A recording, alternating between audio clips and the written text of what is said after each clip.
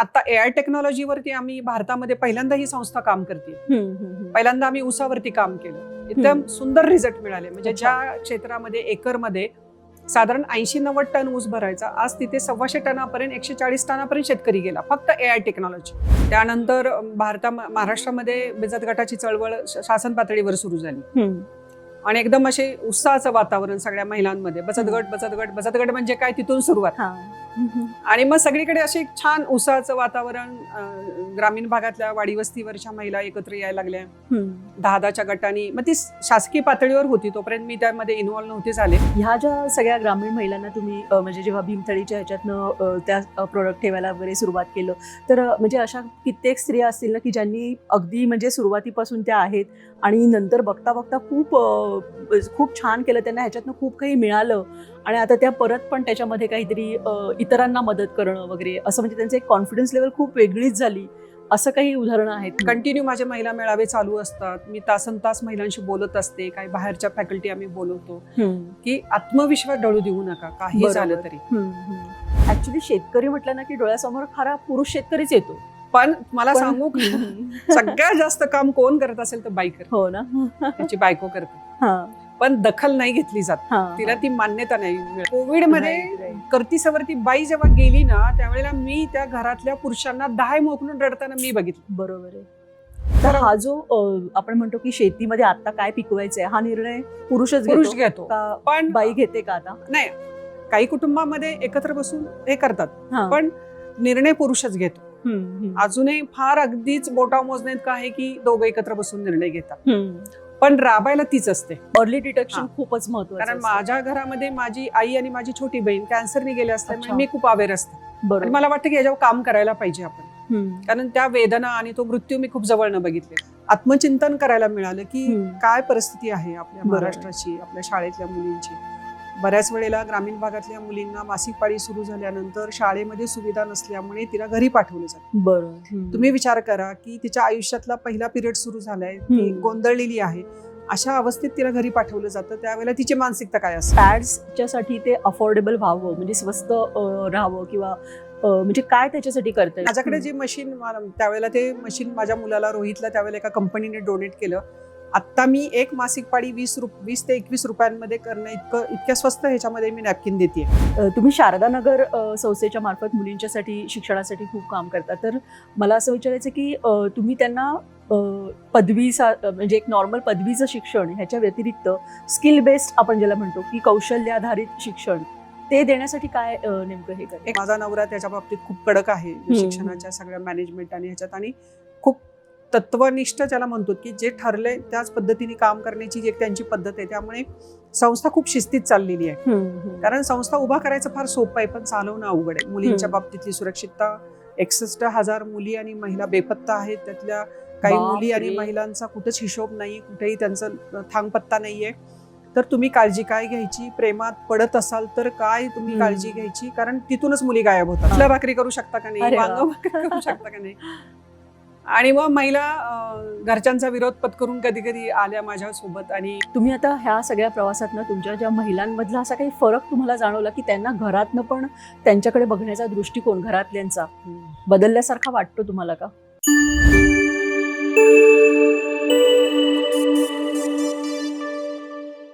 नमस्कार, मी स्वाती छत्रे मैदेव. कुतूहल विथ स्वातीच्या आजच्या स्पेशल भागामध्ये तुम्हा सर्वांचं मनापासून स्वागत. मंडळी, पुष्कळदा शहरी लोकांना किंवा सामान्य करदात्याला असं वाटत असतं की शेती हा जर भारताचा कणा आहे तर त्याच्याकडे आपण एक बिझनेस मॉडेल म्हणून का बघत नाही, काय प्रॉब्लेम येतो. सो ह्या विषयावरती प्रत्यक्ष जमिनीवर उतरून काम करणाऱ्या आणि आपल्याला हे गणित नीट समजावून सांगू शकतील अशा व्यक्तीच्या मी शोधात होते, आणि तो शोध मला आज घेऊन आलाय थेट बारामतीमध्ये. मंडळी, तुम्हाला माहीतच असेल की सुनंदाताईंनी बारामतीच्या मातीत हे सगळं प्रत्यक्ष करून दाखवलंय. ग्रामीण भागातल्या महिलांना एकत्र आणून भीमथडीच्या जत्रेसारखा एक ग्लोबल ब्रँड त्यांनी उभारला. इथल्या भागात पाण्याचं नियोजन कसं करायचं, कृषी विज्ञान केंद्राच्या माध्यमातून शेतीला सायन्सची जोड कशी द्यायची, आणि या सगळ्यात ग्रामीण महिलांच्या आरोग्याचा विसर पडू न देता कॅन्सर स्क्रीनिंग सारखे उपक्रम कसे राबवायचे हे त्यांनी स्वतः जमिनीवर उतरून करून दाखवलंय. सो आपण आज त्यांच्या याच प्रवासाबद्दल इथे बोलणार आहोत. कुतूहल विथ स्वातीमध्ये तुमचं नमस्कार. मनापासून स्वागत. आणि तुम्ही कुतूहलसाठी जो वेळ देताय त्याच्यासाठी मनापासून आभार. सगळ्यात पहिल्यांदा मला ह्याच विषयावरती बोलायचं आहे की शेतकऱ्यांना आपण जसं म्हणतो की शेतीकडे आपण एक भावनिक हे म्हणून बघितलं जातं की शेतकरी हा अन्नदाता आहे. आणि तुम्ही प्रत्यक्षात ह्याच्यासाठी पण काम करताय की ह्याला एक बिझनेस अँगलनी बघणं, ते एक प्रॉफिटेबल वर्केबल मॉडेल बनवणं, किंवा इव्हन नवीन लोकांसाठी सुद्धा त्याच्याकडे एक करिअर म्हणून बघता येणं, त्याला एक सायन्सची जोड देणं. तर हे सगळं तुम्ही प्रत्यक्षात कसं करताय? कृषी विज्ञान केंद्र वगैरे ह्या सगळ्यांच्या मदतीने तुम्ही नेमकं काय करताय ते आम्हाला जाणून घ्यायला आवडेल. मी ज्या संस्थेची विश्वस्त आहे ती ॲग्रिकल्चर डेव्हलपमेंट ट्रस्ट, या संस्थेला नुकतीच 60 वर्ष पूर्ण झालेली आहेत. हां हां. आता दुसरी जनरेशन आम्ही काम करतोय तिथे. आणि या संस्थेचा जन्म एक दुष्काळात झालेला आहे. हां. 70-72चा जो दुष्काळ पडला होता त्या दुष्काळामध्ये या संस्थेचा जन्म झालेला आहे. आणि तेव्हापासून आज तागायत या संस्थेने कायम शेतकऱ्याचं हितच बघितलेलं आहे. शेतकऱ्याच्या बांधावर जाऊन त्याला ट्रेनिंग देणं किंवा तिला त्याच्या तंत्रज्ञान देणं, या सगळ्या गोष्टी, ठिबक सिंचन, हे जे सगळे विषय आहेत ते सगळे या संस्थेने, म्हणजे ठिबक सिंचन हा विषय तर भारत देशामध्ये पहिल्यांदा बारामतीमधून सुरू झाला. तो आप्पासाहेबांनी सुरू केला. त्यामुळे त्यावेळेला त्यांना ते म्हणायचे की इथून पुढे जर युद्ध झाली तर पाण्यासाठी युद्ध होतील, म्हणजे पाण्याचे प्रश्न गंभीर होतील असं त्यावेळेला आप्पासाहेब सांगायचे. त्यामुळे आम्ही शेतकऱ्याचा दृष्टिकोन बदलण्याचं काम आम्ही करतोय. जवळपास 9 तालुके आमच्या कार्यक्षेत्रामध्ये येतात.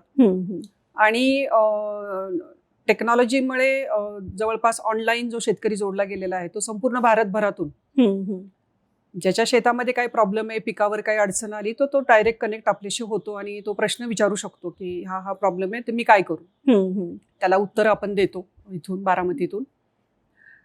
त्यामुळे शेतकरी आणि त्याचं कुटुंब हा एक कार्यक्षेत्र आहे या संस्थेचं, या ॲग्रिकल्चर डेव्हलपमेंट ट्रस्टचं. आणि गेले 60 वर्ष आम्ही ते करतोय. पण त्यांना हे सायंटिफिक अँगल जेव्हा सांगितलं तर त्यावेळेला त्यांना ते सांगणं सोपं होतं का? म्हणजे कारण की ते लगेच ऍक्सेप्ट झालं का त्यांच्याकडे? नाही, जुनी पिढी पटकन ऍक्सेप्ट नाही करत. प्रॉब्लेम आपल्या भारतातल्या आणि महाराष्ट्रातल्या शेतीचा हाच एक प्रॉब्लेम आहे की जुना जो शेतकरी, जुनी पिढी आहे ती पटकन नवीन तंत्रज्ञान ऍक्सेप्ट करत नाही. म्हणजे त्यांना ते समजलं किंवा न समजो, पारंपरिक पद्धतीने शेती करायला ते पसंत करतात. पण पारंपरिक शेती आता चालणार नाही, कारण पाऊस, निसर्गातले बदल आणि सगळंच बदललंय. थंडी, उन्हाळा आणि पाऊस याचं सगळं टाइम टेबल आता बदललेलं आहे. पण जो शेतकरी तो मान्य करतोय, जो तरुण आहे आणि तो विचार करतोय की मला शेतीशिवाय पर्याय नाही, पण मला शेती चांगली करायची, जो शेतकरी ते सगळे तंत्रज्ञान, ठिबक सिंचन आणि संपूर्ण काळानुरूप शेती बदलण्याचं जे तो ठरवतोय, त्यांनी खूप प्रगती केली. म्हणजे अगदी एक्सपोर्ट पर्यंत हा शेतकरी आता गेलेला आहे. पण जुनी पिढी अजून या प्रवाहामध्ये यायला तशी तयार होत नाहीये आणि त्यामुळे अडचणी खूप आहेत. म्हणजे खर्च वाढतो आणि त्या मानाने उत्पन्न मिळत नाही. सगळ्यात मोठी अडचण आहे हमी भावाची. बाकी सर्वच गोष्टींना एक ठरलेली रेट आहेत, पण शेतकऱ्याच्या शेतमालाला हमी भाव नाहीये. त्यामुळे शेतकरी अडचणीत येतो. म्हणजे त्याला तो पिकवतोय पण त्याला भाव मिळेलच याची गॅरंटी नाही आता. आणि जलसंधारणावरती तुम्ही भरपूर काम केलेलं आहे. जलसंधारण हा तर माझा खूप आवडीचा विषय आहे. मी गेले 10 वर्ष झालं याच्यावरती काम करतेय. ज्या वेळेला आमिर खाननी ते वॉटर कप चालू केलं, पाणी फाउंडेशन, तेव्हापासून आम्ही त्यांना जोडून होतो. आणि मला आता आठवत नाही नक्की किती, 65 गावांमध्ये आम्ही ह्या जलसंधारणाची कामं केली. पाणी ओढाखोलीकरण, सीसीटी, डीप सीसीटी. आणि जेव्हा ती स्पर्धा चालू असायची त्यावेळेला आम्ही कर्जत, जामखेड, बारामती आणि पुरंदर, इंदापूर इथल्या गावांना आम्ही सहभाग घ्यायला भाग पाडलं की तुम्ही सहभागी व्हा स्पर्धेमध्ये. आणि मग आम्ही तिथे जाऊन पहाटे 5ला आम्ही सगळी टीम आणि आमची शारदानगरची मुलं मुली आम्ही बसने तिथे जायचो श्रमदानासाठी. आणि मग तिथं ते आम्ही सुरुवात करून द्यायचो. पण खूप मजा यायची त्याच्यात. पण गावकरी पण आमच्या सोबत असायचे. आणि ते एक वेगळं चित्र, म्हणजे मी ते आठवलं की एक वेगळं वाटतं. आणि मग त्या स्पर्धा जिंकल्यानंतर ते वातावरण आणि ज्या गावामध्ये टँकर चालू होते या दिवसामध्ये तिथे आता चांगली शेती लोक करू लागलेत. म्हणजे पाणी अडवलं, पाणी जिरवलं आणि ते पर्क्युलेट झालं तर जिरायत पट्ट्यातल्या भागामध्ये, दुष्काळी भागातल्या पट्ट्यातल्या भागात पण चांगली शेती होऊ शकते. हे या गेल्या 10 वर्षाच्या जलसंधारणाच्या कामामुळे खूप छान आम्हाला यश मिळालं. आणि हे शेवटी टीमवर्क होतं. माझी संस्था आणि आम्ही सगळेजण, माझे विद्यार्थी, माझी सर्व टीम. पण याच्यावर सातत्यपूर्ण काम करणं गरजेचं आहे, कारण पाण्याचे प्रश्न इथून पुढे जास्त गंभीर होण्याची शक्यता नाकारता येत नाही. त्यामुळे पडणारा पावसाचा प्रत्येक थेंब हा अडला पाहिजे आणि तो जिरला पाहिजे आणि तो पर्क्युलेट झाला पाहिजे. बरोबर आहे. आणि म्हणजे आपण जेव्हा म्हणतोय की शेतीला आपण एक बिझनेस मॉडेल म्हणून किंवा प्रॉफिटेबल एक हे बनण्यासाठी तुम्ही अजून काय हे करता की तर आम्ही एक तर प्रॉफिटेबल मॉडेल बनवण्यासाठी बदलणारा जो काही हवामान आहे त्यानुसार छोटी छोटी पिकं घ्या, आंतर पिकं घ्या, त्यानंतर मार्केटचा अभ्यास करा आणि आता सध्या कुठलं पीक किंवा कुठलं फळ चालू शकेल त्याचा अभ्यास करून आणि शेतकऱ्यांचे क्लब आम्ही तयार केलेले आहेत. त्यानंतर भीमतडी कृषक नावाचं एक मोठं प्रदर्शन असतं बारामतीमध्ये आणि ते जवळपास 4 ते 5 लाख शेतकरी भारतभरातून इथे येतात. तर तिथं पण मग आम्ही शेतकऱ्यांना संधी देतो की तुमचे प्रॉडक्ट, तुमचं प्रेझेंटेशन तिथं विक्रीला ठेवा किंवा तुम्ही तिथं हे करा. बरोबर. त्यात महिला बचत गट पण असतात, शेतकरी पण असतात आणि आम्ही शेतकऱ्यांचे इथं क्लब केलेले आहेत. आणि शेतकऱ्यांच्या कंपन्या क्लब करून त्यांचा माल एक्सपोर्टला कसा जाईल, मग एक्सपोर्टला काय लागतं, रेसिड्यू फ्री, तिथं औषधं कुठली वापरायची किंवा खतं कुठली वापरायची, याचा सगळा गायडन्स ही केविके आणि ही संस्था देते. त्यामुळे हजारो शेतकऱ्याचं शेतीचं हे उत्पन्नाचं जे काही स्रोत आहे ते सगळं बदलण्याचं काम या संस्थेच्या माध्यमातून सुरू आहे आणि आता इथून मागे आपण तेच करत आलेलो आहे. आणि मुख्य म्हणजे या संस्थेने कधी येणाऱ्या प्रत्येक शेतकऱ्याला न्याय देण्याचा प्रयत्न केला. हे राजकीय कुठलाही विषय नाही किंवा अराजकीय काम पहिल्यापासून गेले 60 वर्ष झालं आम्ही सगळेजण इथं करतोय. त्यामुळं देशभरामध्ये या संस्थेच्या एक नावाचा दबदबा पण आहे की इथं चांगलं काम चालतं कृषी विज्ञान केंद्र आणि ह्याच्या माध्यमातून. त्यामुळे मुख्य विषय आहे की पाणी अडलं पाहिजे, पाणी जिरलं पाहिजे, आधुनिक तंत्रज्ञान आणि हवामानानुसार पीक नियोजन हे शेतकऱ्याला जमलं पाहिजे. आणि त्यासाठी आम्ही तिथे प्रात्यक्षिकं करतो, शेतकऱ्यांना तिथं बोलवतो आणि सगळ्यात महत्वाचं सोलर एनर्जीचा वापर. तो सगळ्यात महत्वाचा आहे. कारण आता तुम्ही पाहिलं असेल की आता लोड शेडिंग होतं आणि ऐन परीक्षेच्या काळामध्ये, ऐन उन्हाळ्यामध्ये जेव्हा शेतीला पाण्याची गरज होती तेव्हा लाईट नव्हती. त्यामुळे सोलर एनर्जीचा वापर वाढला पाहिजे यावर पण आम्ही काम करतो. आणि रेसिड्यू फ्रीवर तर आम्ही आता आणखीन विषमुक्त अन्न यावर पण. ऑर्गॅनिक आणि रेसिड्यू फ्री मध्ये काय फरक आहे? ऑर्गॅनिक आता खरं सांगायचं म्हटलं तर प्युअर असं काही आईचं दूध पण आता ऑर्गॅनिक नाही राहिलेलं. बरोबर. रेसिड्यू फ्रीज हाच विषय आता महत्वाचा आहे की त्याच्यावरती शरीराला घातक नसतील अशीच पेस्टिसाइड आणि खतं आणि जैविक खतं विशेष करून त्याचा वापर आता शेतकऱ्यांनी वाढवला पाहिजे, तरच तुमचा माल परदेशामध्ये जाईल, नाही तर तो रिजेक्ट होईल. पण असं जेव्हा जर वापरलं तर मग त्याचा शेतीच्या उत्पन्नावरती परिणाम नाही होत? नाही, काळजी घेतली तर नाही होत. नाही होत तसं. पूर्ण ऑर्गॅनिक आता काही नाही राहिलेलं. बरोबर. आणि होणार पण नाही, कारण आपण वर्षानुवर्ष या जमिनीमध्ये खतं आणि विषारी औषधं मारून कण ना कण आपण विषारी बनवलेला आहे. पण त्यातूनही आपल्याला मार्ग काढायचा आहे आणि आपल्याला जगायचं आहे आणि शेती करायची. त्यामुळे आपण ह्या सगळ्या गोष्टी त्या शेतकऱ्यांना शिकवतोय की जगायचं असेल आणि तुम्हाला एक्सपोर्ट करायचं असेल तर तुम्हाला हेच तंत्रज्ञान अवलंबावं लागेल, नाही तर तुमचा माल बाहेर स्वीकारला जाणार नाही. कारण मध्ये पण बघा तुम्ही, आपला आंबा वगैरे काही ठिकाणचा आपला परत आला, तो नाही घेतला तिथे. तर यातून शेतकऱ्यांनी शिकलं पाहिजे की मला बाहेर जायचंय तर मला नियम पाळले, त्या लेवलचं करायला, टेक्नॉलॉजीचा वापर केला पाहिजे. आणि टेक्नॉलॉजीला म्हणजे पाण्याचा सुद्धा वापर कसं होतं, बऱ्याच वेळेला आपल्याला तहान लागली तर आपण ग्लासभरच पाणी घेतो. बरोबर. आपण असा माठ उचलून तोंडाला नाही लावत. त्यामुळे डिबक पद्धतीची शेती ज्याला म्हणतो की पाणी सोडायचं आणि पारावर जाऊन गप्पा मारायच्या, अशी शेती नाही परवडणार पण नाही, आता ते पाणी पण नाही. त्यामुळे शेतीचा कस ना कस वाहून गेला आणि राहिलंय ते क्षार आणि हे राहिलंय. त्यामुळे तिथे उत्पन्न कमी होतंय. त्यामुळे पीक जेवढं मागतंय तेवढंच तुम्ही त्याला द्या. बरोबर आहे. आणि मग तुम्ही बघा त्यात फरक. कारण मग आता AI टेक्नॉलॉजीवरती आम्ही भारतामध्ये पहिल्यांदा ही संस्था काम करते. पहिल्यांदा आम्ही ऊसावरती काम केलं, एकदम सुंदर रिझल्ट मिळाले. म्हणजे ज्या क्षेत्रामध्ये एकरमध्ये साधारण 80-90 टन ऊस भरायचा. आज तिथे 125 टनापर्यंत 140 टनापर्यंत शेतकरी गेला, फक्त AI टेक्नॉलॉजी. कमी पाणी, ठिबक सिंचन कंपल्सरी आहे आणि ते जे सांगतील तेच फक्त शेतकऱ्यांनी करायचं. आणि त्याला डायरेक्ट फोनवरती मेसेज येतात आणि ते मेसेज आम्ही ट्रान्सलेट करून मराठीमध्ये पाठवतो. कारण शेतकऱ्यांना इंग्रजी नाही वाचता येणार किंवा त्याला समजणार नाही.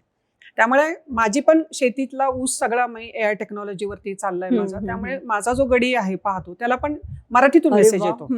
त्यामुळे त्याला ते खूप सोपं जाते ती टेक्नॉलॉजी वापरायला. की आणि त्यांनी सांगितले तेवढंच पाणी, तेवढंच खत आणि जिथं प्रॉब्लेम आहे तिथंच तेवढं तुम्ही उपचार करा. सगळीकडे उपचार करायची गरज नाही. त्यामुळे 40% पाणी वाचलं, 40% उत्पन्न वाढलं, लेबर वाचलं. त्यामुळे AI टेक्नॉलॉजी आता थोडी जास्त इथं लोकप्रिय शेतकऱ्यांमध्ये इफेक्टिव्ह व्हायला लागली. बरोबर. मग आता आम्ही केळी, तूर आणि काही फळबागांवरती त्याचा हे सुरू केलंय की आता फक्त ऊसावर लक्ष केंद्रित न करता आम्ही आता तूर, नंतर केळी अशा काही पिकांवर आम्ही त्याचं, आणि आता आंबा, फळ यावर पण आम्ही आता AI टेक्नॉलॉजीचं शेतकऱ्यांना टेक्निक देतोय की तुम्ही ह्याचा वापर करा.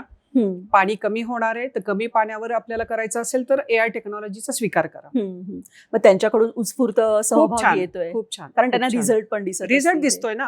शेवटी काय लोकांना रिझल्ट हवेत. म्हणजे बरोबर आहे.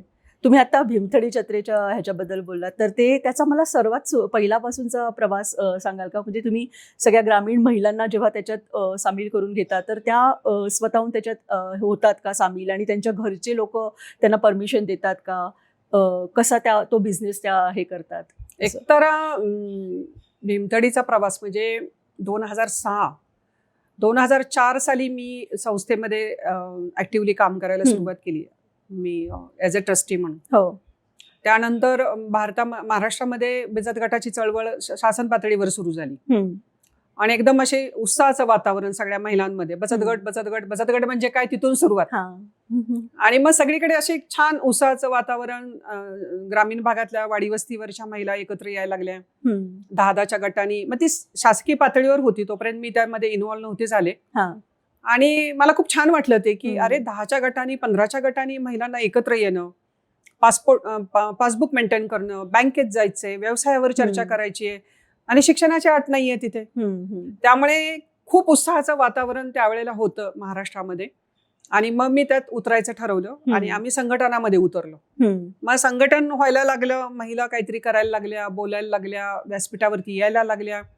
खरं तर या बचत गटाच्या चळवळीने महाराष्ट्रातल्या आमच्या महिलांना खूप ताकद दिली, पण ती टिकवता नाही आली.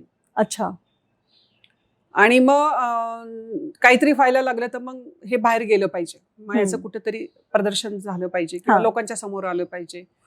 मग कुठे करायचं, मग बारामतीला करायचं का आणखीन कुठे करायचं? तर मग बारामती हा तालुका प्लेस त्या 20 वर्षापूर्वी आणखीन थोडंसं हे होतं की सगळ्या महिला सगळे प्रॉडक्ट घरी बनवतात. मग आम्ही पुण्यात जायचं ठरवलं की पुण्यामध्ये एक तर ग्राहक चोखंदळ आहे, संधी चांगल्या आहेत, मग नाव काय द्यायचं वगैरे. मग भीमथडी जत्रा, भीमेच्या काठचा प्रदेश हा भाग आहे बारामती. बरोबर. मग आम्ही त्याला भीमथडी जत्रा नाव दिलं आणि मग जत्रा तर जत्रेसारखी झाली पाहिजे. आणि मग जत्रेतलं सगळं वातावरण अगदी कुडमुड्या ज्योतिषीपासून म्हणजे नंदीबैल तर हा माझा ब्रँड अँबॅसेडर आहे भीमथडी जत्रेचा. आणि मग सगळं अगदी सुरुवातीला मी लावणी सुद्धा घेतली त्याच्यामध्ये आणि त्याला खरं जत्रेचं स्वरूप पण हायटेक, म्हणजे स्वच्छता खूप ठेवली आम्ही. कारण येणारा ग्राहक मांड्या घालून खाली जेवायला बसतो आणि फूड फेस्टिवल त्यामध्ये भीमथडीमध्ये. मग वाडी वस्तीवरच्या महिला पुण्याला यायला दबायच्या, मग त्यांना मोटिवेट करायचं, त्यांना घेऊन यायचं. कधीच बाहेर पडलेल्या नाहीत. मग 3 दगडावरची आणि सगळ्यात महत्वाचं मी करू शकेन का नाही. तो सुरुवातीचा काळ माझ्यासाठी खूप चॅलेंजिंग होता. मग त्यांना आम्ही सांगायचो की 3 दगडाची चूल मांडू शकता का नाही, पिठलं भाकरी करू शकता का नाही, वांग भाकरी करू शकता का नाही. आणि मग महिला घरच्यांचा विरोध पत्करून कधी कधी आल्या माझ्या सोबत आणि घरचे म्हणायचे बघू काय उजेड पाडताय, बघूयात काय. आणि मग 4 दिवस 5 दिवस जीव तोडून कष्ट करायच्या त्या आणि इतक्या समाधानाने रडत डोळ्यात पाणी. आणि मग तिथून फोन करायच्या, बघा आम्ही 3 दगडावरच्या चुली आम्ही हे घरात पण करत होतो, पण बाहेर आल्यावर कळलं की याची किंमत काय. बरोबर आहे. आणि मग तिथून ती सुरुवात झाली माझी. आता 20 येईल ती भीमथडी माझी 20वी आहे. कोविडमध्ये 2 वर्ष आम्हाला नाही करता आली, आणि महाराष्ट्रभरातून महिला येतात. ते 26 जिल्ह्यांशी कनेक्ट आहे आपला या भीमतडीच्या माध्यमातून. 80% ग्लोबल 60% ब्रँडच झालाय ना ऍक्च्युली. खूप मोठ्या प्रमाणावरती त्याचं नाव देश विदेशात त्याचं नाव घेतलं जातं. आणि पुण्यातला सर्वात जास्त गर्दी खेचणारा इव्हेंट म्हणून आता त्याच्याकडे पाहिलं जातं. खरं त्याचं बरंचसं श्रेय पुणेकरांना पण आहे. मनापासून प्रेम केलं त्यांनी भीमतडीवर. आणि दुसरं म्हणजे माझ्या महिला त्या 15-15 तास तिथं कष्ट करतात आणि राबतात तिथं. म्हणजे फूड फेस्टिवल मधल्या महिला तर जेवत सुद्धा नाहीत, त्यांना अन्न सुद्धा खायला वेळ नसतो. आणि माझे सर्व सपोर्टर म्हणजे स्पॉन्सरर बरोबर. आणि हे सगळ्या टीम माझी. त्यामुळे ही जत्रा आम्ही तिची गुणवत्ता असेल किंवा क्वालिटी असेल, प्रॉडक्टची क्वालिटी असेल, कारण महिलांना आधी 2-2 ट्रेनिंग होतात माझे. अच्छा. तुम्ही जायचं कसं भीमतडीमध्ये, तुमचं प्रॉडक्ट कसं असलं पाहिजे, त्याच्यावर काय असलं पाहिजे, कायदे काय सांगतात, नियम काय सांगतात, बरोबर, फूडचे काय हे आहेत, लायसन काय असतं, ते सगळं आम्हाला सांगावं लागतं. मग प्रिपेअर होऊन जेव्हा ती बाई तिथं येते, महिला येते बचत गटाची, त्यावेळेला तिला ते यश मिळतं, कॉन्फिडन्स. आणि सगळ्यात महत्वाचं की विक्री कौशल्य. त्याच्यावर मग आम्ही खूप बोलतो महिलांशी की का बोललं पाहिजे, का सांगितलं पाहिजे. तुम्ही जर बोलला नाहीतच तर तुम्ही काय विकायला ठेवले कसं कळणार ना. जसं म्हणतात की बोलणाऱ्याची आंबाडी विकली जाते पण न बोलणाऱ्याचं सोनं पण नाही विकलं जात. आणि मग महिला शिकायला लागल्या, बोलायला लागल्या. मग त्यातून मग काही काही महिलांचा प्रॉडक्ट म्हणजे 2 दिवसातच संपतो किंवा त्यांना खूप प्रचंड मागणी येते. आणि काही महिला थोड्या नाराज होऊन परत जातात की माझं नाही विकलं गेलं. अच्छा. मग मी त्यांना सांगते की तुम्ही शिका यातनं की तुमचं काय चुकलं, आत्मपरीक्षण. ग्राहकांना का नाही आवडलं हे. त्यामुळे थोडंसं आत्मपरीक्षण आपण केलं पाहिजे की माझं चुकलंय काहीतरी. म्हणून ते ग्राहक तर मी आणून दिला तुमच्या हातात, पण कॅश करायचं तुमचं काम होतं ते. बरोबर आहे.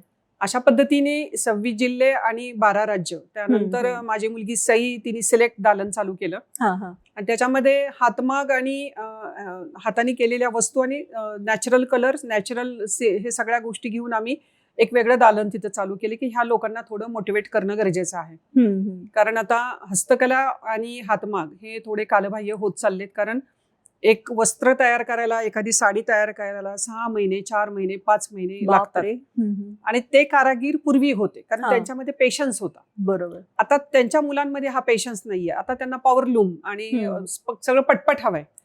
पण तो जो बाज होता तो नैसर्गिक सगळं ते साड्यांचा, कपड्याचा, नॅचरल, अहिंसा सिल्क, अहिंसा कॉटन, ते फार कमी लोक राहिलीत आता त्याच्यात काम करणारे. आणि ते बिचारी अगदी अशी चिवटपणे टिकून आहेत त्याच्यात.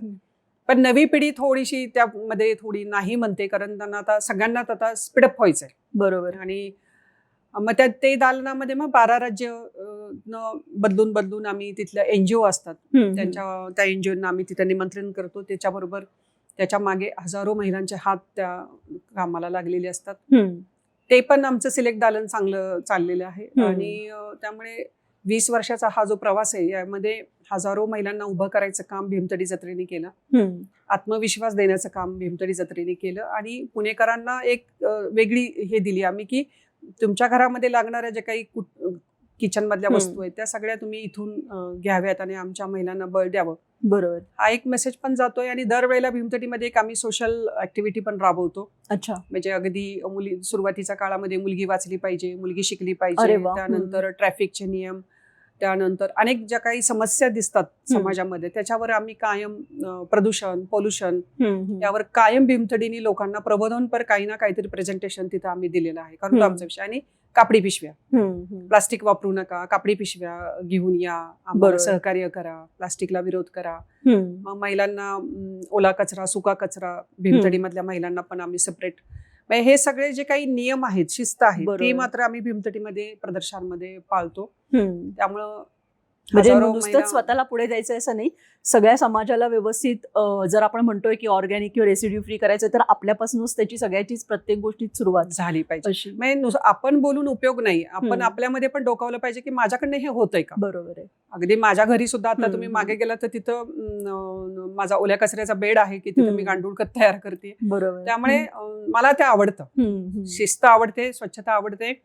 आणि मला जे शक्य आहे ते मी प्रत्येकाने ते करायला हवंय खरं तर हे सगळं होणार आहे सगळं. बरोबर आहे. त्यामुळे 20 वर्षाचा प्रवास आहे तो खूप तसा थक्क करणारा आहे सगळ्यांसाठी.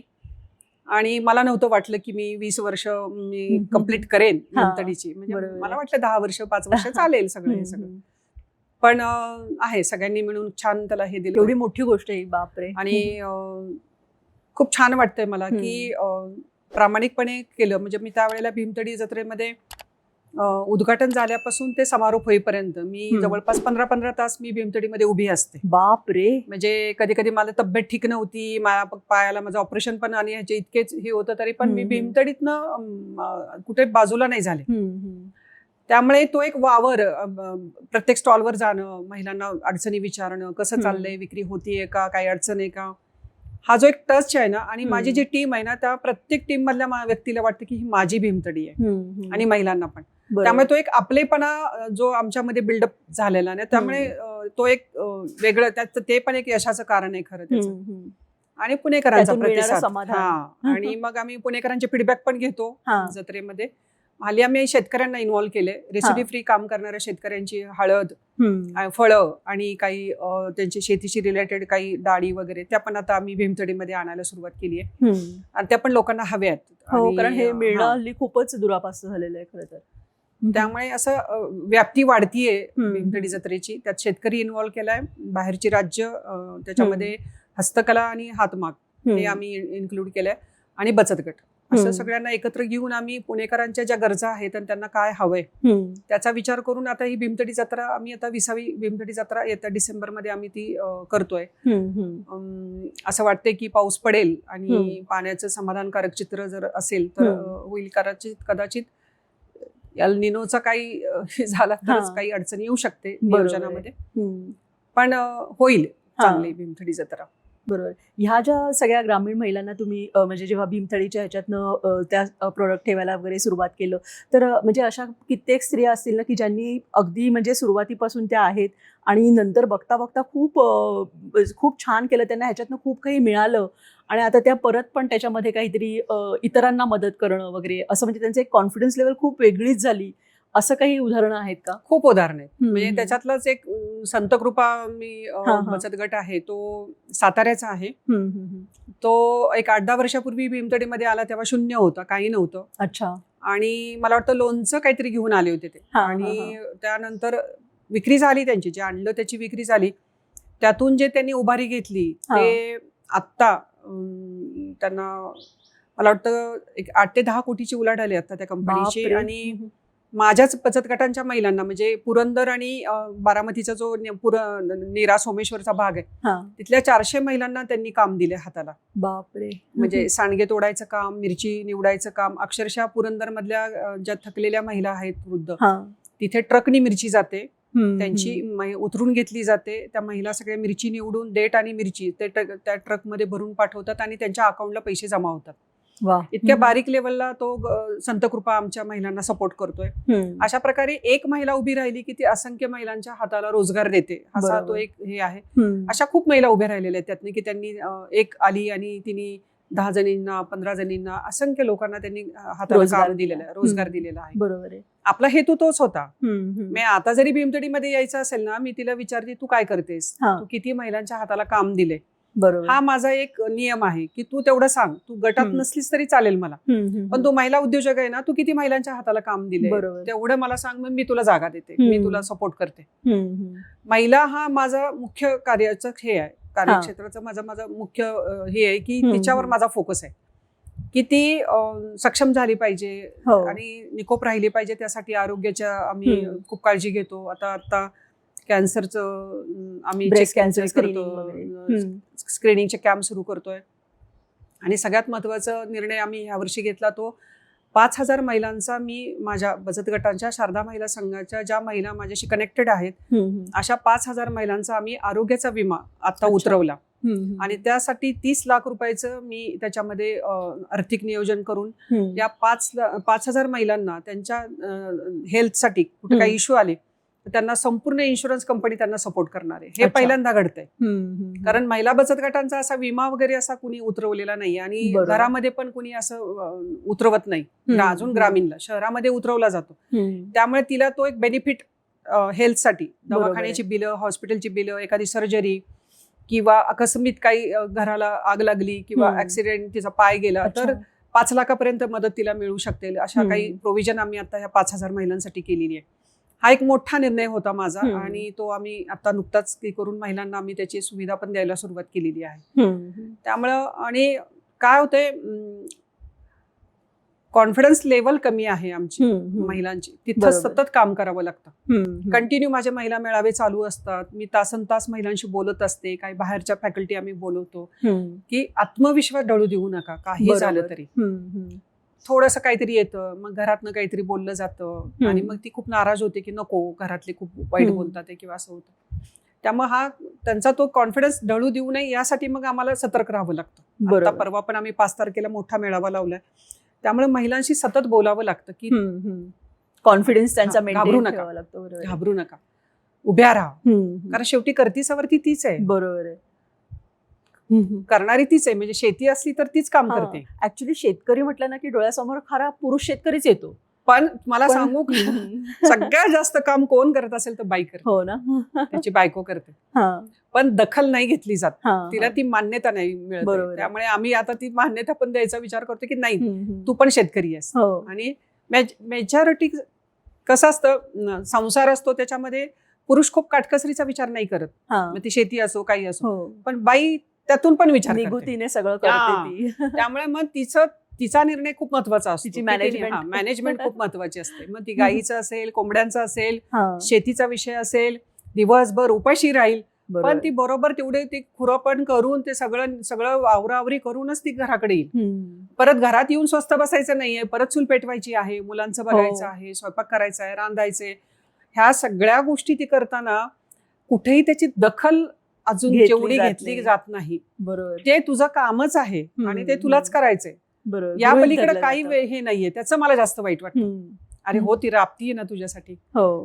जेव्हा मी कोविडमध्ये फिरत होते सांत्वन भेटीसाठी, म्हणजे कर्जत जामखेडमध्ये जेवढ्या डेथ झाल्या त्या प्रत्येकाच्या घरामध्ये मी जाऊन पोहोचले होते. त्यावेळेला मी डाटा गोळा केला सगळा ह्या सगळ्या गोष्टीचा.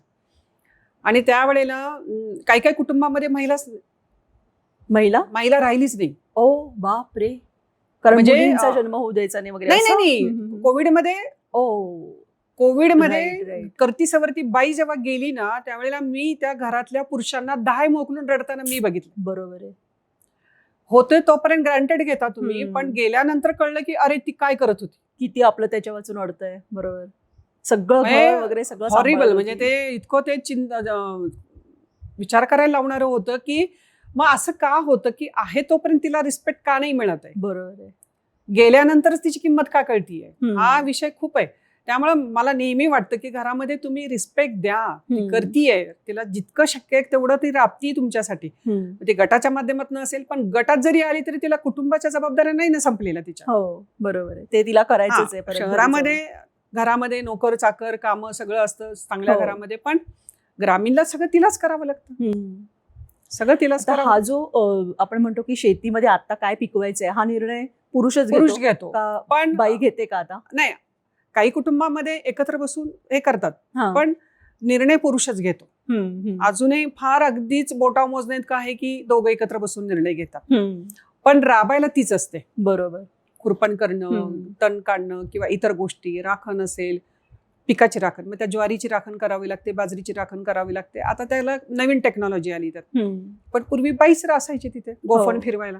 बरोबर आहे, कष्ट भरपूर आहेत, त्या मानाने काहीच कष्ट खूप आहेत आणि आरोग्याच्या समस्या खूप आहेत, अवेअरनेस कमी आहे. त्यामुळे कॅन्सर हा आजार वेगाने पसरतोय आणि तिला त्याची जाणीव नाहीये की माझ्या बॉडीमध्ये कॅन्सर डेव्हलप होतोय किंवा झालेला आहे. कारण कॅन्सर जोपर्यंत सेकंड थर्ड स्टेजला जात नाही ना, तोपर्यंत तो त्याचं अस्तित्व पण दाखवत नाहीये.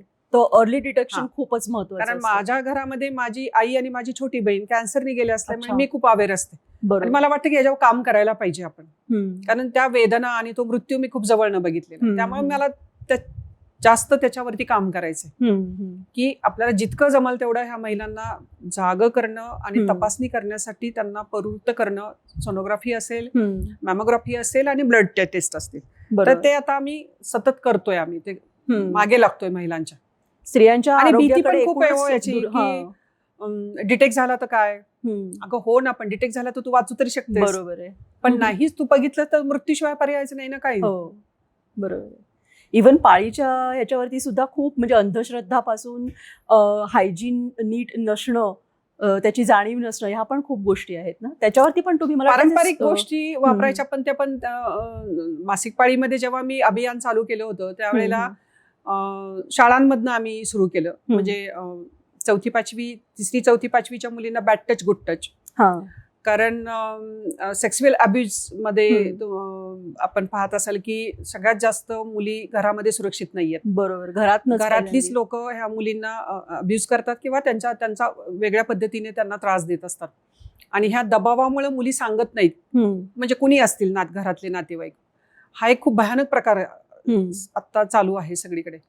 त्याच्यावर मग आम्ही मुलींशी बोलतो. मग म्हणजे त्याच्यावर एक आमिर खाननी पण खूप छान एक क्लिप केली होती बॅड टच गुड टच वरती. मग ते पण आम्ही सांगतो की कसं ते हे करून घ्यायचं, आणि मग त्या मुलींना मग थोडं बोलतं करणं, आणि मग सगळ्या गोष्टी समजून सांगणं, गर्भाशय का दिले, मासिक पाळी, आणि मग त्याच्यावर मग मुलींना प्रश्न, मग मुली बऱ्याच वेळेला उत्तर द्यायला तयार नसायच्या, त्यांना ती लाज वाटायची. बरोबर आहे. आणि मग आम्ही त्यांना मोकळं करायचो. आणि मग मोठ्या मुलींपर्यंत, म्हणजे आम्ही 12वीच्या मुलींपर्यंत मग गर्भनिरोधकांचा वापर का वाढलाय, त्यांनी काय होऊ शकतं, कॅन्सर का होतो गर्भाशयाचा वगैरे, अशा सगळ्या अनुभव आणि काही आम्हाला आलेले अनुभव शारदानगरच्या माध्यमातून, ह्याच्या माध्यमातून मग ते आम्ही शेअर करायचो. पहिली गोष्ट की मासिक पाळी का येते, तिचं कारण काय, आणि स्वच्छता, आणि नॅपकिन वापरत असाल तर तो कसा वापरायचा, किंवा कापड वापरत असाल तर ते कसं वापरायचं, एकमेकांचं काहीच वापरायचं नाही.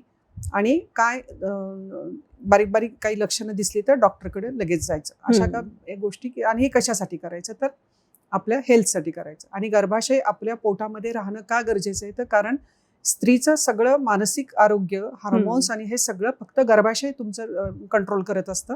त्यामुळे गर्भाशय तुमच्या पोटात राहणं खूप गरजेचं आहे, जोपर्यंत ते तुम्हाला चांगलं हेल्दी आहे तोपर्यंत, जोपर्यंत ती हे होत नाही तोपर्यंत. त्यामुळे आता बीडमध्ये तुम्ही पाहता की कटकट वाटते म्हणून गर्भाशय काढून टाकली जातात लहान वयामध्ये, 19-20 वर्षी आज गर्भाशय काढून. पण त्या बाईचं आरोग्याची गंभीर समस्या आहेत ना, हार्टचे प्रॉब्लेम, बीपी आणि इतर गोष्टीचे समस्या तयार होतात. त्यामुळे खूप गैरसमज आहेत की गर्भाशय आणि मासिक पाळी ही कटकट आहे, पण निसर्गाने ते इतकं छान तुम्हाला बांधून ठेवलंय त्या तुमच्या सगळ्या मानसिक आणि ह्याच्या आरोग्यामध्ये. मग हा सगळा विषय घेऊन आम्ही शाळांमधनं गेलो.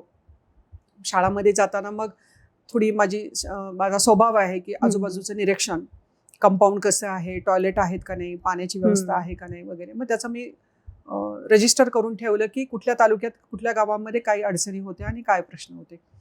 आणि मग आम्ही शिक्षकांना घेऊन बसायचो की दरवेळेला मी येईलच याची गॅरंटी नाही, पण तुम्ही तयार झाला पाहिजे, आणि तुम्ही हे पहिलं सेशन वर्षातनं एकदाच तुम्हाला घ्यायचं. महिला शिक्षकांनी घ्यायला काहीच अडचण नाही म्हटलं. मग मी महिला शिक्षकांसाठी ट्रेनिंग घेतले. अच्छा. आणि मला त्यासाठी प्रवीण निकम आणि त्या टीमनी पुण्याच्या मदत केली. तो मुलगा खूप छान त्यामध्ये काम करत होता. आणि मग सगळ्या तालुक्यातल्या शिक्षकांना एकत्र करून महिलांना आणि पुरुषांना पण घेतलं की पुरुषांनी असं नाही समजायचं की हा माझा विषय नाहीये. बरोबर आहे. मग त्यांनी पण याच्यात इन्व्हॉल्व्ह झालं पाहिजे. आणि मग आम्ही त्या शिक्षकांना सांगितलं की कसं बोलायचं. मग त्यांना आम्ही त्या सगळ्या टेक्निक समजून सांगितलं की हा विषय कसा मुलांशी बोलायचा, म्हणजे वयात येताना वगैरे सगळं. आणि ते खूप छान झालं सगळं. आणि 2.5-3 लाख मुलींपर्यंत पोहोचले. नॅपकिन दिले मी त्यांना फ्री की तुम्ही हा वापरा आणि तुम्ही कम्फर्ट घ्या त्याचा. आणि कापड वापरत असेल तर कापड वापरा, काही अडचण नाही, पण ते कसं असलं पाहिजे, स्वच्छ असलं पाहिजे. 2-3 झाल्यानंतर ते बदललं पाहिजे, ते जाळून टाकलं पाहिजे. त्याचं नॅपकिनचं विल्हेवाट कशी लावायची, बरोबर, तो कुठे इकडे तिकडे पडला नाही पाहिजे, असं त्या सगळ्या गोष्टी मग आम्ही मुलींना समजून सांगायचो. मग आहार विहार, म्हणजे व्यायामाची का गरज आहे, म्हणजे देवाने तुम्हाला रूप दिलंय पण ते कसं दिलंय हे आपल्या हातात नसतं. कुणाच्या पोटी जन्म घ्यायचा हे पण आपल्या हातात नसतं. पण जे मिळालंय त्याचं स्वागत करा, पण ते व्यायामाने आणि आहाराने त्याला कसं चांगलं करता येईल, त्याच्यावर कसं तेज आणता येईल त्याचा विचार करा.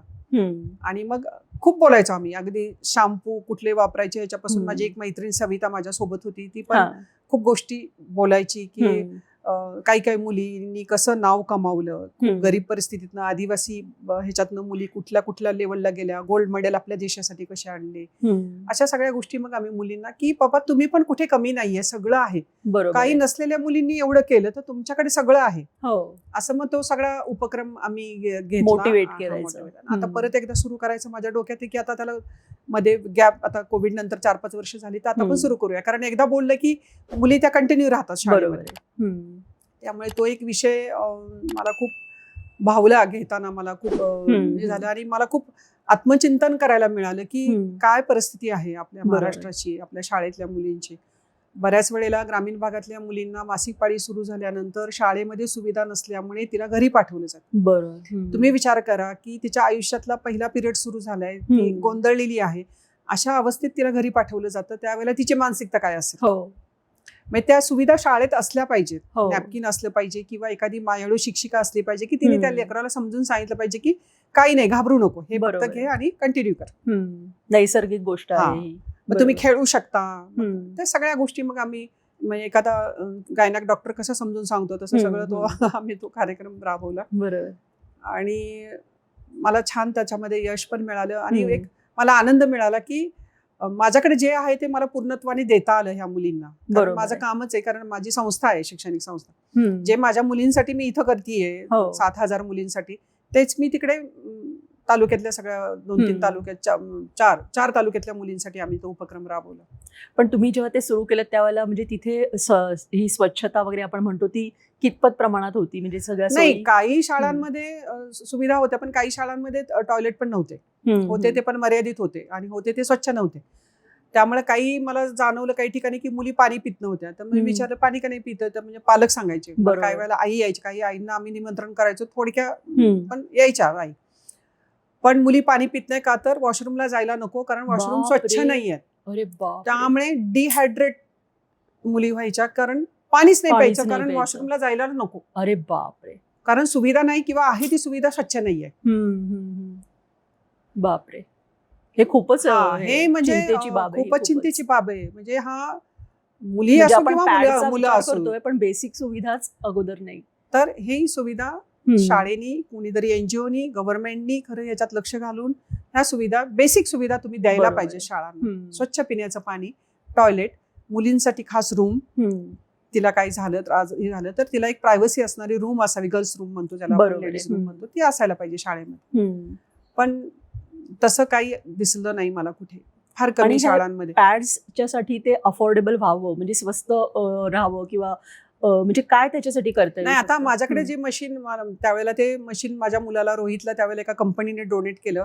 आता मी एक मासिक पाळी 20 ते 21 रुपयांमध्ये करणं इतक्या स्वस्त ह्याच्यामध्ये मी नॅपकिन देते. अच्छा. आणि तो एकदम चांगला बेस्ट क्वालिटीचा नॅपकिन आहे. आणि तो आम्ही जे मागतात आम्हाला ग्रामपंचायती वगैरे, शाळा, तर आम्ही तो देतो.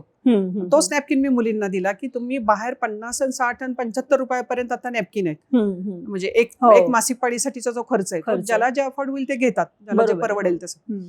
पण ही आम्ही जो बनवतोय नॅपकिन, तो 22 रुपयामध्ये तिची एक मासिक पाळी होते. खूपच. आणि खूप काही तो असा महागडा नाहीये आणि सेफ आहे.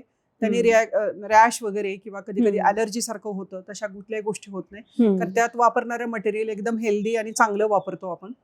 तो एक उपक्रम माझा चालू आहे की ज्यांना कुणाला हवं असेल किंवा ज्यांना कुणाला याच्यात महिला बचत गटांना ह्याच्यामध्ये यायचं असेल तर त्या घेऊन जाऊन विकू शकतात किंवा देऊ शकतात मुलींना. आमची प्राइस तर हीच आहे. जे आम्हाला परवडतं, ज्या किमतीत आम्ही बनवतोय त्यात जो खर्च निघतो ते सोडून तेवढाच ह्यानी आम्ही ते देतो. म्हणजे जे आमचा पब्लिक चॅरिटेबल ट्रस्ट असल्यामुळे. बरोबर आहे. राईट. तुम्ही शारदा नगर संस्थेच्या मार्फत मुलींच्यासाठी शिक्षणासाठी खूप काम करता. तर मला असं विचारायचं की तुम्ही त्यांना म्हणजे एक नॉर्मल पदवीचं शिक्षण ह्याच्या व्यतिरिक्त स्किल बेस्ड आपण ज्याला म्हणतो की कौशल्याधारित शिक्षण, ते देण्यासाठी काय नेमकं हे करतात? एकतर खरं शारदानगरची एज्युकेशनची संस्था काढताना माझे सासरे अप्पासाहेबांनी त्यावेळेला विचार केला होता, कारण त्यावेळेला बारामतीमध्ये शिक्षणाच्या सुविधा नव्हत्या. बऱ्याच वेळेला पुण्याला जावं लागायचं. एकच TC कॉलेज होतं आणि पुण्याचा खर्च त्यावेळेलाही परवडत नव्हता आणि त्यामुळे मुलगी शिकली पाहिजे आणि ती आपल्या इथं ती राहिली पाहिजे. त्या एका हेतूने ती संस्था उभी राहिली खरं. आणि आम्ही 40 वर्ष झालं एज्युकेशनमध्ये आहोत. आणि मग आम्ही घरोघर जाऊन मुलं गोळा केली आणि ती संस्था चालू केली. अच्छा. आणि आज तिथं वेटिंग असतं ऍडमिशनला वगैरे. आणि त्याच ज्या शारदा निकेतन, शांती निकेतन ही जी संस्था आहे, त्या संस्थे कायम अप्पासाहेब त्याच्याबद्दल बोलायचे आणि त्यांना वाटायचं की माझी संस्था शांती निकेतन सारखी झाली पाहिजे. आणि ते त्यांचं स्वप्न होतं आणि ते आम्ही पूर्ण करण्याचा प्रयत्न करतोय. म्हणजे ती प्रक्रिया आहे सगळी. आणि त्यामुळे आता तिथे 7 ते 8 हजार नुसत्या मुली आहेत. हॉस्टेलमध्ये 4,500 मुली असतात आणि मुलं आणि मुली मिळून 15,000 मुलं तिथे शिकतात. म्हणजे LKG पासून PG पर्यंत आणि PhD पर्यंत. त्यामुळे नुसती शिकून उपयोग नाही, तिला काहीतरी करता आलं पाहिजे. बरोबर. बेकरी असेल, ब्युटी पार्लर असेल, कम्प्युटरचे सगळे कोर्सेस असतील, ते सगळे आम्ही तिथं अवेलेबल केलेत. आणि आणखीन एक उपक्रम आम्ही भीमथडीच्याच बरोबर आम्ही सुरू केला, तो म्हणजे पोलीस ट्रेनिंग. कुठला? Police training. अच्छा. त्यावेळेला माझ्याकडे एक शिंद्रे नावाचे अधिकारी होते, पोलीस अधिकारी होते, आणि ते म्हणाले की महिलांसाठी राखीव जागा आहे तर तुम्ही पोलीस ट्रेनिंग का चालू करत नाही. आणि आम्हाला दोघांनी ते क्लिक झालं आणि मी आणि माझ्या नवऱ्याने ते लगेच सुरू केलं आणि शारदा अकॅडमीच्या नावाने तो उपक्रम चालू केला. तर आतापर्यंत जेवढ्या मुली आल्या तेव्हा एक ठरवलं होतं की मुलींकडनं फी नाही घ्यायची. अच्छा. आणि अजून तागायत आम्ही मुलींकडनं ट्रेनिंगची फी अशी आपण कधीच घेतली नाही. कारण येणाऱ्या मुली ह्या गरीब कुटुंबातल्या येतात, लग्न झालंय, नवरा काही करत नाही, दारू पितो, मूल आहे एक, आणि 28 वर्षाची मुदत आहे गव्हर्नमेंटची. त्यामुळे 28 वर्षापर्यंत एक तर 12वी झाली की लगेच लग्न होतं, तेव्हा ती असते 18 वर्षाची. बापरे, एवढ्या लवकर. आणि एवढ्या 10 वर्ष शिक्षणापासून दूर गेलेल्या मुलीला परत सगळं अभ्यासाच्या ह्याच्यामध्ये आणून तिला ते सगळं घडवणं आणि परत पहाटे 5ला उठून ग्राउंडवर जाऊन ती मेहनत, रनिंग, लांब उडी, ह्या सगळा जो काही हे आहे ते सगळं इथं करून घेतलं जातं. आणि खूप कष्ट करतात मुली. आणि आतापर्यंत माझ्या संपूर्ण महाराष्ट्रभरातून ज्या मुली सिलेक्ट झाल्यात आपल्या, त्यात 800 मुली आपण पोलीस कॉन्स्टेबल केलेल्या. अरे वा. त्यातल्या काही मुलींनी पुढे जाऊन डिग्री केली, त्यानंतर PSI झाल्या. पण ह्या आर्थिकदृष्ट्या दुर्बल घटकातील मुलींना उभं करण्याचं एक नवीन मला हे मिळालं की महिलांसाठी राखीव जागा आहे, तर मग पण तिथं कष्ट खूप आहेत. बरोबर. एकतर 12वी पर्यंतच्या सिलेबसवर तुम्हाला थेअरीचा पेपर असतो, त्यानंतर तुमचं फिजिकल असतं. तिथं तुम्ही हे पाहिजे तर तुम्ही कुपोषित असाल किंवा आईने लक्षच दिलं नसेल तर मग तिला एक 5-10 मिनिटं पळाली तरी तिला धाप लागते, तिला दम लागतो, तिच्याकडे प्रतिकारशक्ती नसते. मग त्याच्यावर काम करावं लागतं. तिचे हेल्थ चेकअप करणं, तिला HB वाढण्यासाठी औषधं देणं, अंडी, दूध, लाडू, नाचणीचा, अशा प्रकारचं तिला डाएट देऊन त्या मुलीला त्या लेवलपर्यंत नेऊन सोडायचे. त्यामुळे जो काही सक्सेस रेट आहे शारदा अकॅडमीचा तो खूप चांगला आहे. आणि 800 मुली माझ्या कंप्लीट झाल्यात आणि या मुली छान पद्धतीने काम करतात, दोन्ही कुटुंबांना आधार देतात आहे.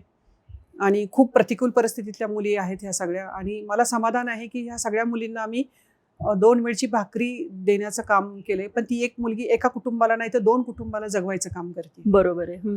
आणि एक नर्सिंग कॉलेज सुरू करताना पण आमचा हेतू तोच होता की पहिले आम्ही डिप्लोमा चालू केले 2, कारण नर्सिंगकडे बघायचा हेतू दृष्टिकोन अजून चांगल्या घरातल्या मुलींचा नाहीये तिकडे येण्याचा. त्यामुळे येतात त्या सगळ्या गरीब कुटुंबातल्याच मुली येतात. मग ANM, GNM असे 2 कोर्स चालू केले आम्ही. आणि आता आम्ही BSc नर्सिंग चालू केले आणि 100% निकाल दिलाय. आणि मुली आमच्या रिझल्ट लागायच्या आधीच प्लेस होतात. अच्छा. आणि बऱ्याचशा मुलींना फी भरण्याची ताकद नसते, मग त्यांना आम्ही CSR फंडातनं काही चॅरिटेबल ट्रस्टकडनं आम्ही त्यांना मदत मिळवून देतो आणि त्यांचं पूर्ण शिक्षण फ्री होऊन त्या मुली उभा करायचं काम आम्ही नर्सिंग कॉलेज माध्यमातून करतो.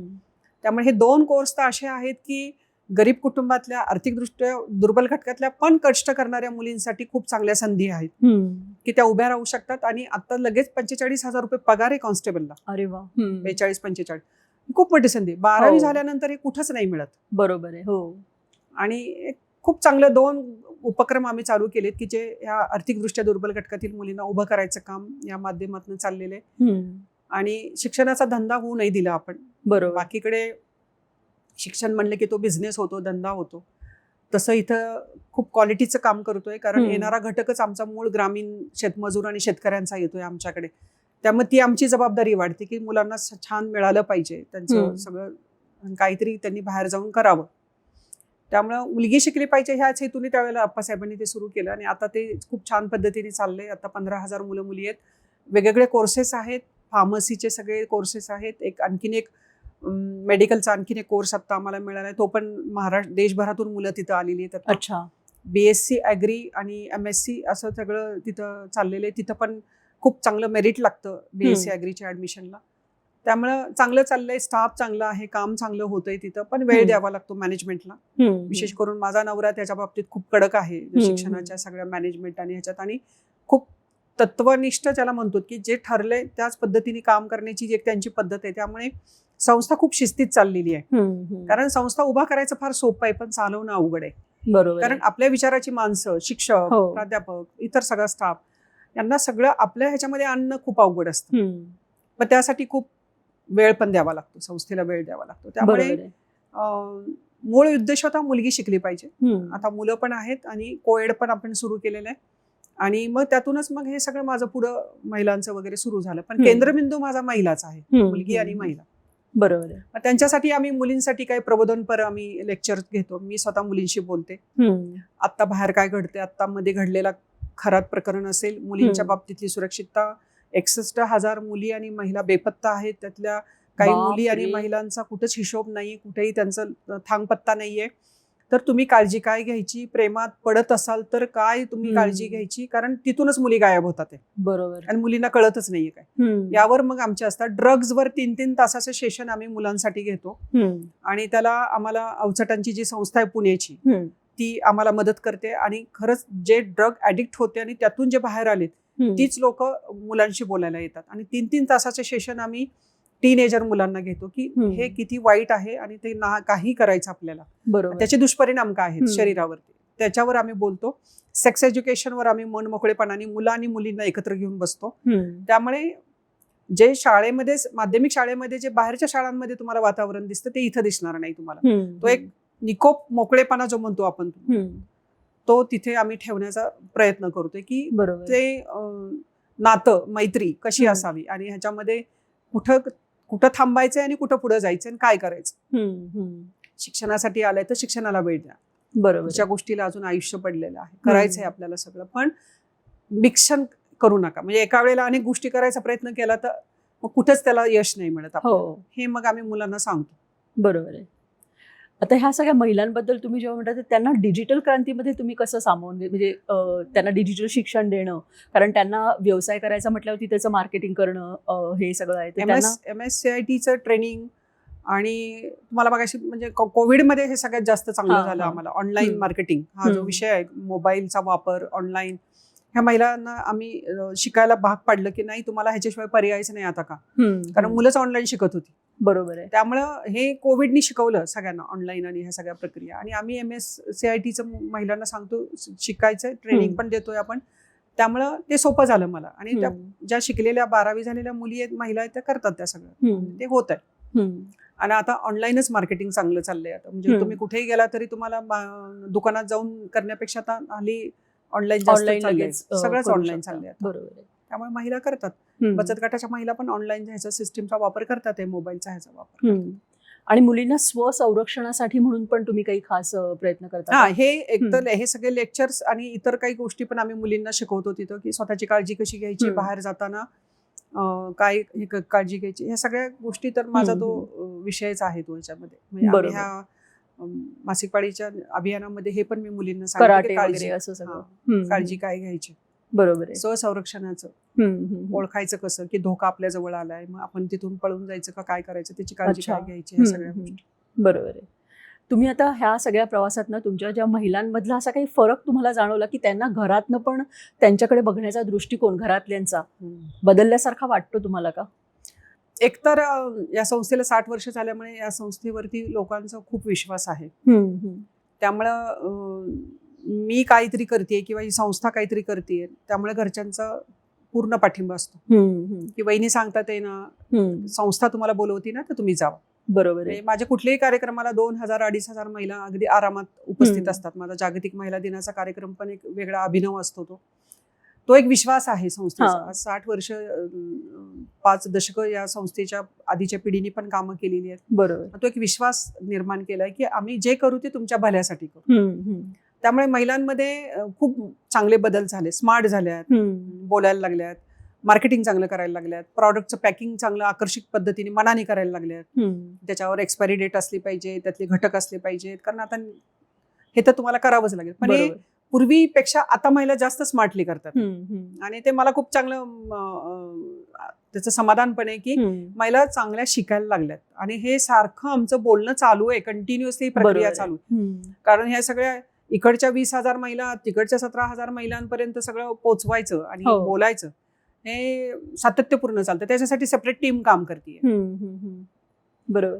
तर तुमचं सगळं एवढ्या म्हणजे भीमथडी जत्रा, शारदा नगरची शाळा किंवा अजून आपलं कृषी ह्याचं कॉलेज, ह्या सगळ्या एवढ्या आणि अजून पण महिलांच्या जनजागृती आणि सगळ्या ह्याच्यासाठी तुम्ही एवढं सगळं काम करता, तुम्ही स्वतःला अपडेट कसं ठेवता आणि वेळ स्वतःचा सगळा कसा मॅनेज करा आणि एवढी स्फूर्ती, एवढी ऊर्जा आणि पॅशन ही कुठून तुमच्यामध्ये सगळं कसं आहे, आलं? शेवटी कुटुंब तुमच्या पाठीशी लागतं. हो. संस्थेचा कृषी विभाग जो आहे तो सगळे माझे मिस्टर राजेंद्र दादा पाहतात आणि त्यांचा तो अभ्यासाचा विषय आहे आणि खूप त्यांचं त्याच्यावर चिंतन पण आहे. आणि माझी टीम माझ्यासोबत आहे, माझं कुटुंब माझ्यासोबत असल्यामुळे मी तो वेळ देऊ शकते ना. आता मला कौटुंबिक जबाबदारी असं आत्ता माझ्यावर काही नाही. बरोबर आहे. मुलं मोठी झाली, लग्न झाली, नातवंड आली, त्यामुळे घरात बाकी सगळं बघावं लागतं. ॲज ए गृहिणी म्हणून आवक जावक, पाहुणे रावळे, देणं घेणं सगळं बघते. आणि एक माझा स्वभाव आहे की मला स्वच्छता खूप आवडते, मला शिस्त खूप आवडते आणि नीटनेटकेपणा हा माझा स्वभाव आहे. म्हणजे त्याला काही औषध नाही काही. त्यामुळे त्याच गोष्टी मी संस्थेमध्ये पण माझं मी पाळते की त्यामुळे ते मी असो नसो संस्थेमध्ये तुम्ही कधीही गेलात तर तिथं तुम्हाला कायम नीटनेटकेपणा, स्वच्छता, कुठेही अस्ताव्यस्तपणा दिसणार नाही. त्यामुळे ती एक सवय झाली लोकांना की आपल्याला असंच हे करायचं. म्हणजे आता 3,500 मुलांची वॉशरूम आणि टॉयलेट याचा विचार करा तुम्ही की ते कसं मेंटेन होत असेल तिथं. पण तुम्ही कधी कुठल्याही टॉयलेटला गेला तर ते स्वच्छच दिसेल एकदम. पण तुमचं स्वतःचं वेळेचं नियोजन आणि माझं वेळेचं नियोजन म्हणाल तर काही मी एकदा बाहेर पडले घराच्या की मी घर विसरून जाते. कधी कधी माझा मोबाईल माझ्या गाडीतच पडलेला असतो, 5-5 तास मोबाईल माझ्या जवळ नसतो. काही फरक पडत नाही आपल्या मोबाईलवर आपण असलो नसलो. असेल इमर्जन्सी तर ते सचिनला वगैरे फोन करतात. पण असं एकदा मी तिथं घुसले ना की मग ते सगळं तिथलं कम्प्लीट करूनच मग गाडीत बसणार. मग तोपर्यंत मी मोबाईलला पण हात नाही लावत. म्हणजे बऱ्याच लोकांना सवय असते मोबाईलचे मेसेज बघ, हे बघ, ते बघ, ते बघ. मग ते मला तो असा डिस्टर्बन्स नको असतो. मी एकदा मी तिथं बसली ना, मग तो मेळावा पूर्ण होईपर्यंत, महिलांशी संपूर्ण माझं होईपर्यंत मी मोबाईलला हात नाही लावणार. आणि ते मी महिलांना पण सांगते.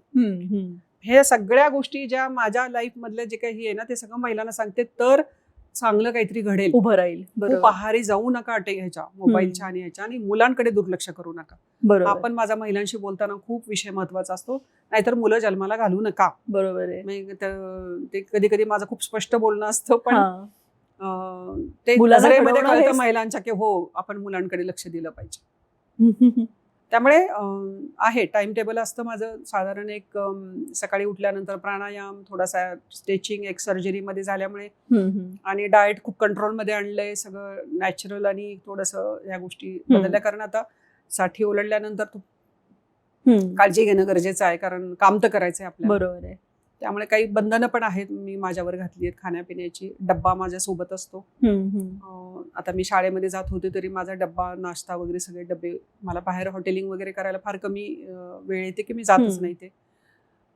आणि त्यामुळे तब्येत व्यवस्थित असल्यामुळे कामामध्ये मला वेळ देता येतो. एकदा का तुमचं शरीर नाही तुम्हाला साथ दिलं तर मग तुम्ही नाही काम करू नाही शकत. तब्येत सांभाळणं गरजेचं आहे. त्यामुळे करते.